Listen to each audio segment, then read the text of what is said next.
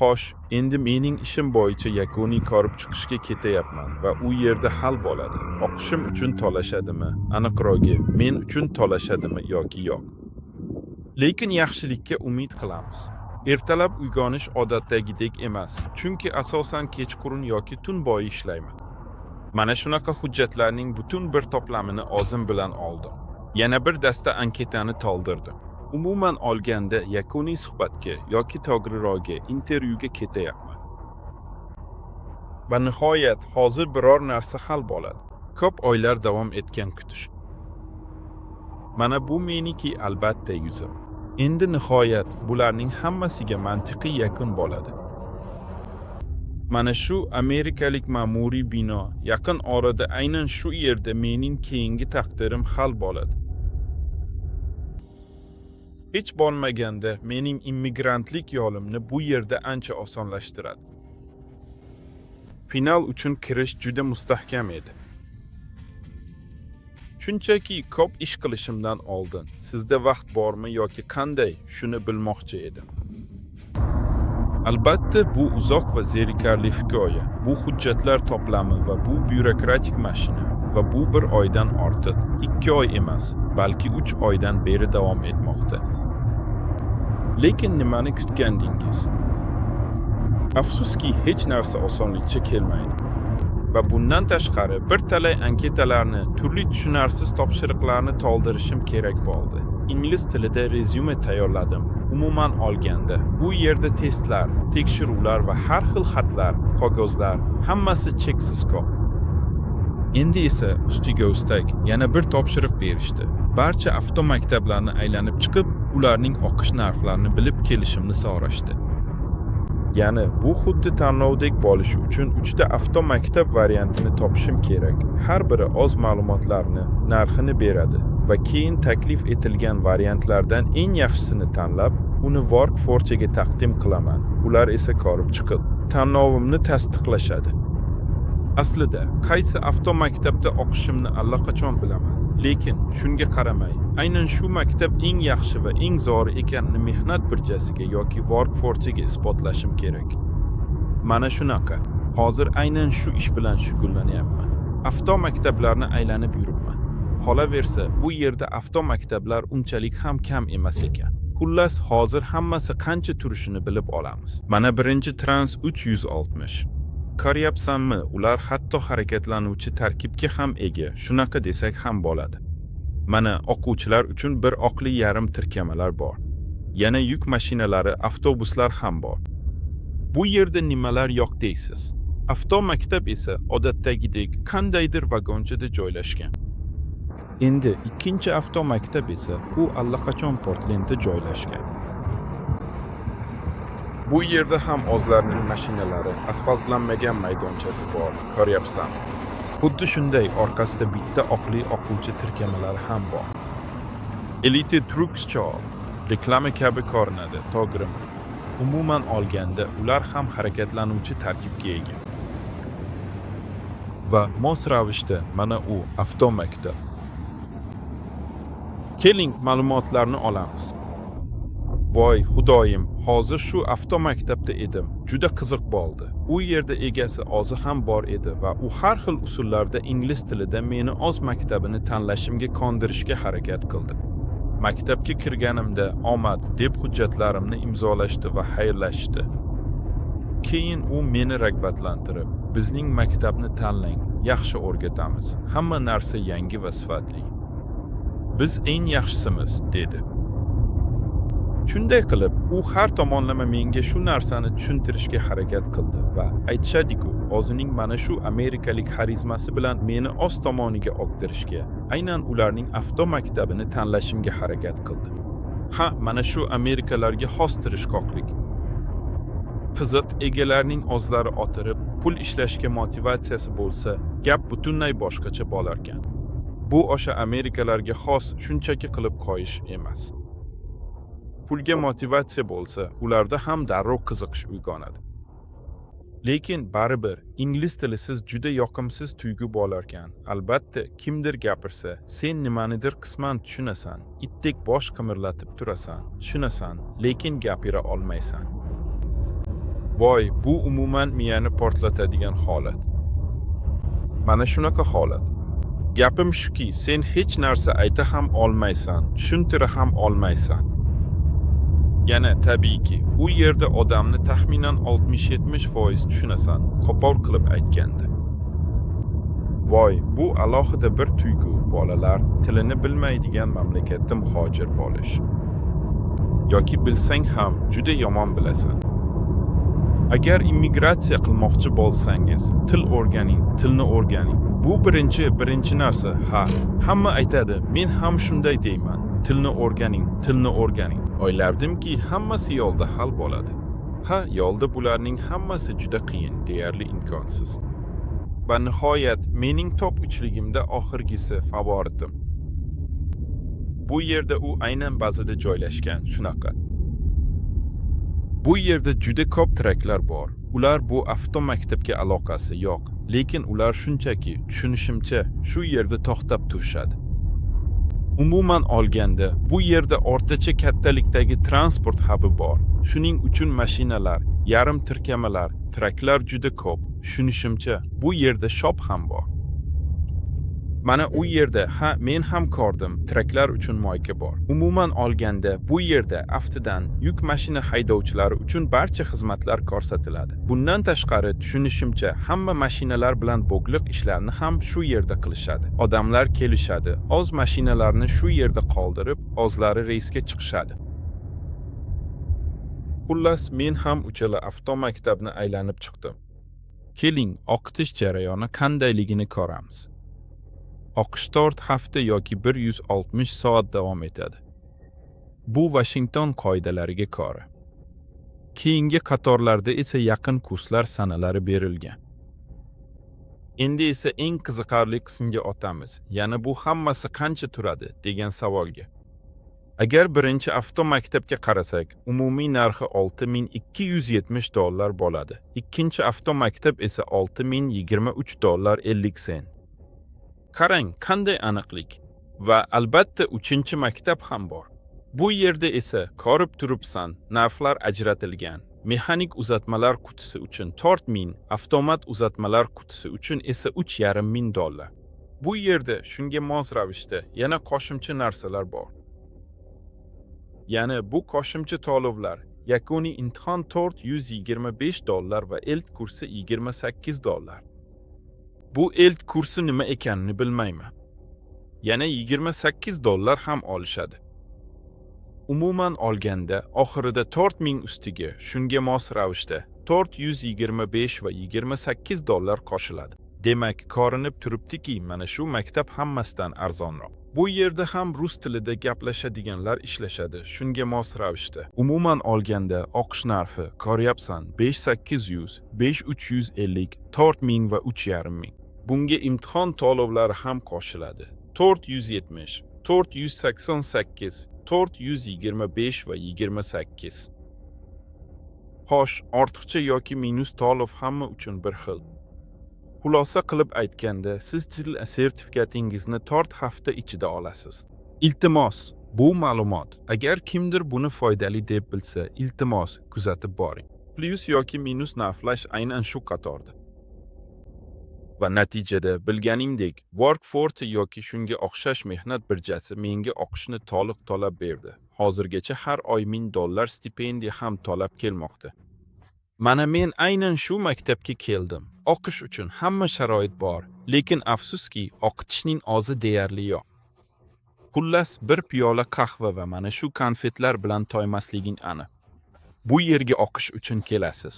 Mana shunday tarqatma materiallar bor. Ular yoningizda turadi, lekin afsuski, instruktor bularni faqat bir marta ko'rsatadi. Keyin esa o'zingiz mustaqil o'rganishga o'tib ketasiz. Bu maktabning plyusi shundaki, senga mana shu yuk mashinalari beriladi. To'g'ri, ular biroz eskiroq, lekin Amerikadagi deyarli barcha avtomaktablarda ham xuddi shunday yuk mashinalari eng yaxshi holatda emas. Talabalar mashq qiladigan maydon ham ko'rib turganingdek asfalt qilinmagan. Issiq paytlari u yerda changli bo'ronlar bo'ladi. Yomg'ir yo'qsa esa u yerda chuqurlar paydo bo'ladi va bechora yuk mashinalari shu chuqurlarda botib qoladi. Bundan tashqari bu maydon uzunligi bo'yicha ham mos kelmaydi. Sen imtihon topshiradigan maydon esa uzunroq va konuslar, belgilar, joylashuv ham biroz boshqacha. Shu sababli tabiiyki muayyan qiyinchiliklar yuzaga keladi. Bu narsa keyinchalik menga ham pand berdi. Instruktorlar tarkibining sifati ham shubha ostida.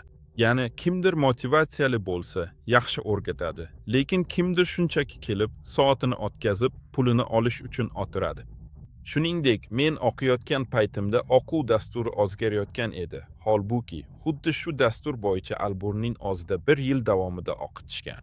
YouTube'da instruktorning 2024 yilgi yangi dastur bo'yicha pretrip tekshiruvi haqida videosi chiqqan. Bu yerda uni bir qarorga kelguncha ko'p o'zgartirishdi. Avtomaktab haqida salbiy gaplar ko'p, lekin axloqan ularni aytib o'tirmayman, tushunarsiz-ku. Aslida men bu maktabni tavsiya qilmagan bo'lardim. Ha, arzon, lekin juda ko'p yashirin muammolari bor. Xo'sh, davom etamiz, yana o'qishimga qaytamiz deb aytishadi-ku. Mening eng katta muammom aynan orqaga yurib imtihon topshirish emas, balki pretrip inspeksionni o'rganish edi. Chunki u deyarli 10 betdan iborat bo'lib, faqat ingliz tilida bo'lardi. Yana pretrip inspeksion bu to'liq reys oldi avtomobil ko'rigi bo'lib, u faqat ingliz tilida o'tkaziladi va topshiriladi. Men xavfsizlik uchun ishga tushirishni amalga oshiraman. Havo sizib chiqishini tekshirish. Havo manometri regulyatorni tekshirish. Xavfsizlik kamarining mahkam o'rnatilganini tekshirish. Hech qanday kesik yoki sinish yo'q. Mana, pretrip inspeksionni juda yomon bilaman degan tuyg'u bilan, chunki ingliz tilim umuman yo'q, lekin men deyarli shumaxerman. Yarda ham, shaharda ham imtihon topshirishga bordim. Qanday hayajon bo'ldi, eshit. Mana maydoncha, tasavvur qil. Eng ko'p xavotirga sabab bo'lgan narsani topshirdim. Bu aynan mening ingliz tilidagi pretrip inspeksion bo'yicha bilimlarim edi. Maydonchada xatoga yo'l qo'ydim. Orqaga yurishda to'g'ri bajargan paytim bo'ldi. Lekin offsetda biroz burishni yetarli qila olmadim, chunki maydoncha biroz boshqacha edi. Xullas, ko'proq mashq qilish kerak ekan. Yana $200 to'lashga to'g'ri keladi. Tilni birinchi urinishda topshira olmadim.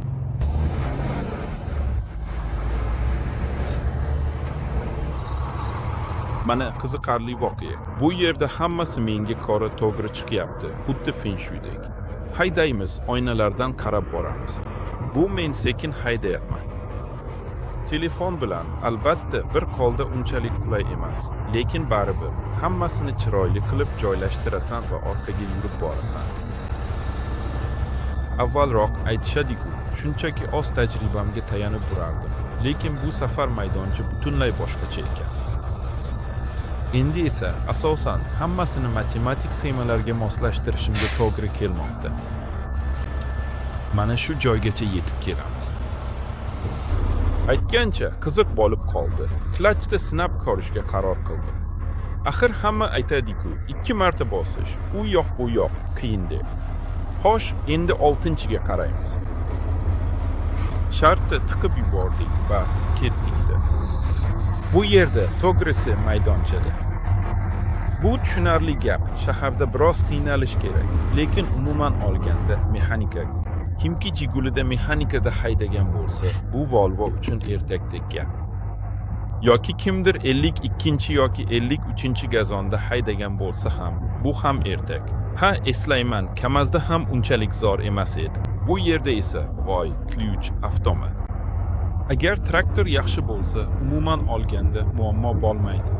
Lekin bu unchalik yaxshi traktor emas, biroz ishlatilgan, shunday desak ham bo'ladi. Lekin umuman olganda hammasi joyida deyishadi. Mana ko'ryapsan, bemalol mexanikaga o'tish mumkin edi.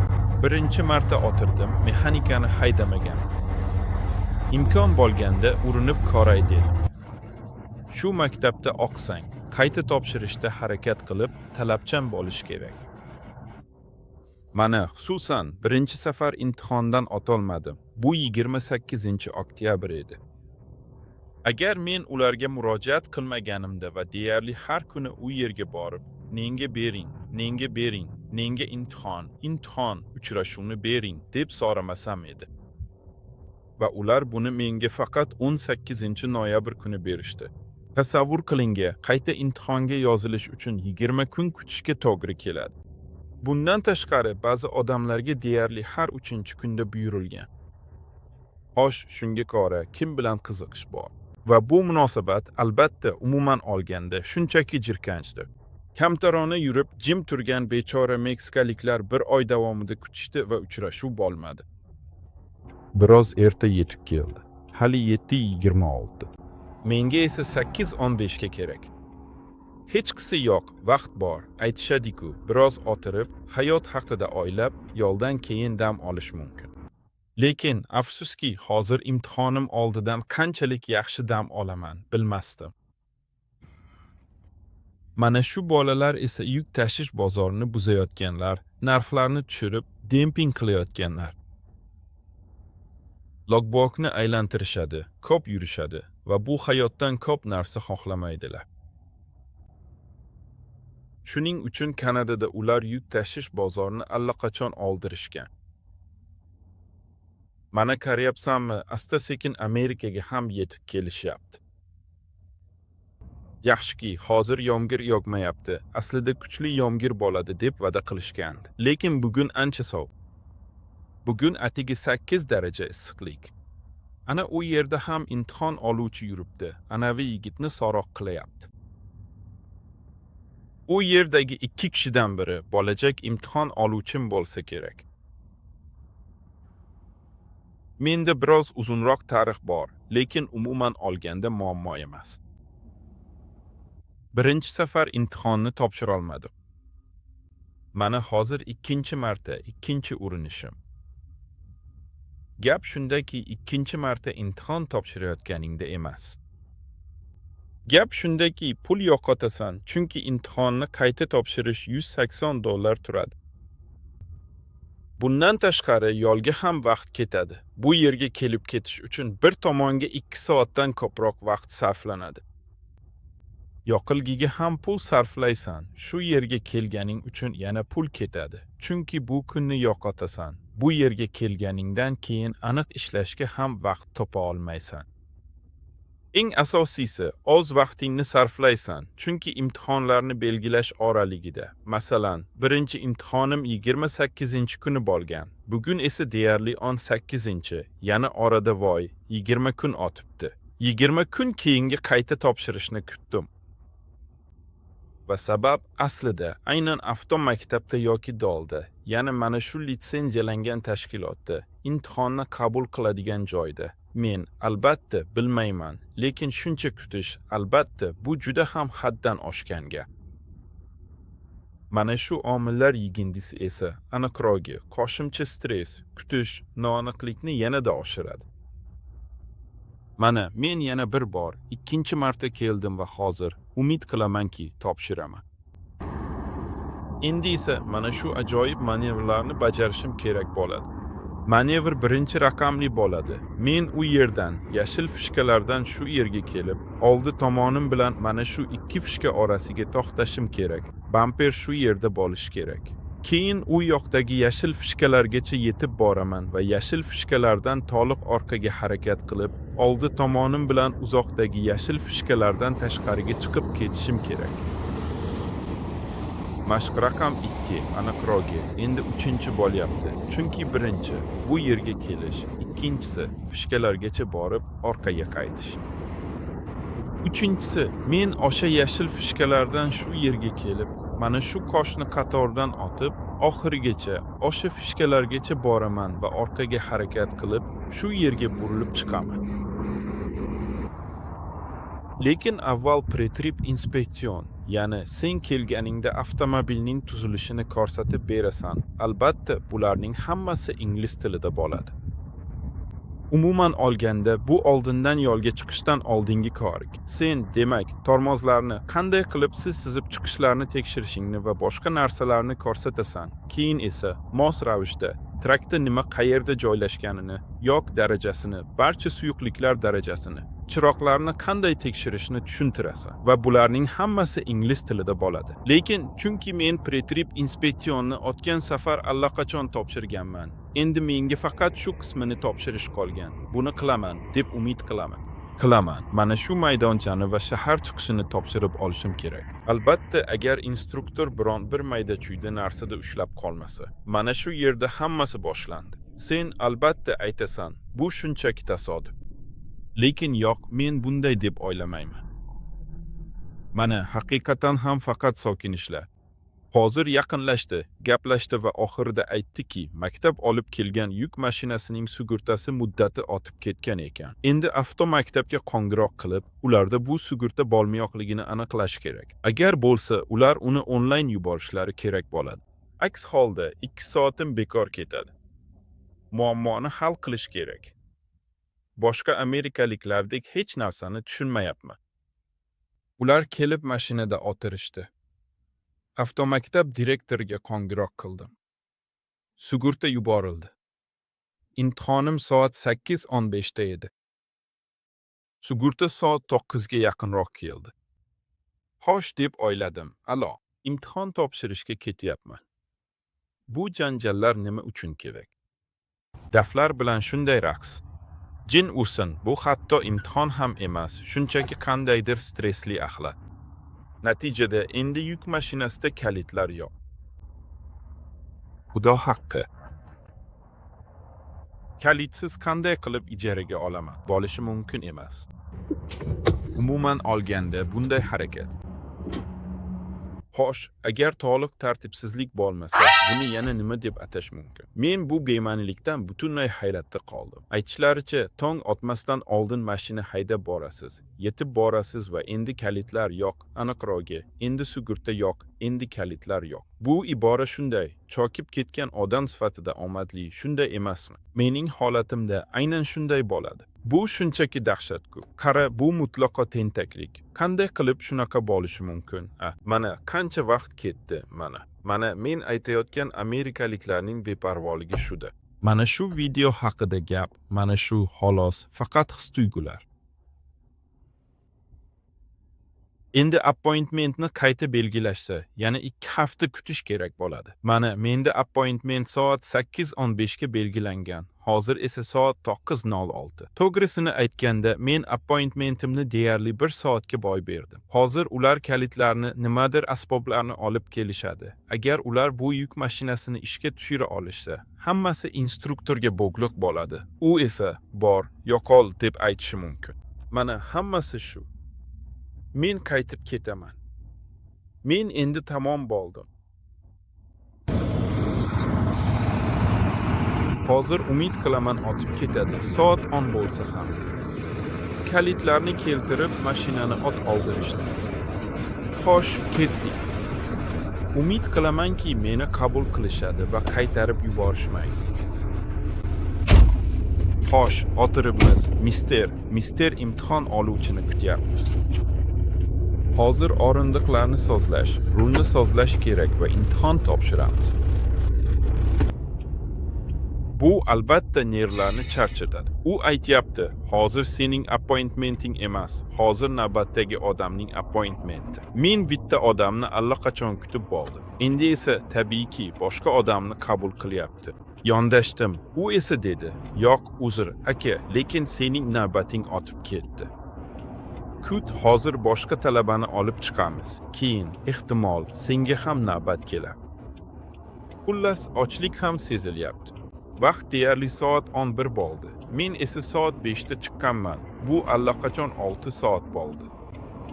Bu yerda esa men allaqachon 2,5 soatdan beri turibman. Va aytishadi-ku, u meni qabul qiladi degan umid ham shunaqa ancha noaniq, beqaror.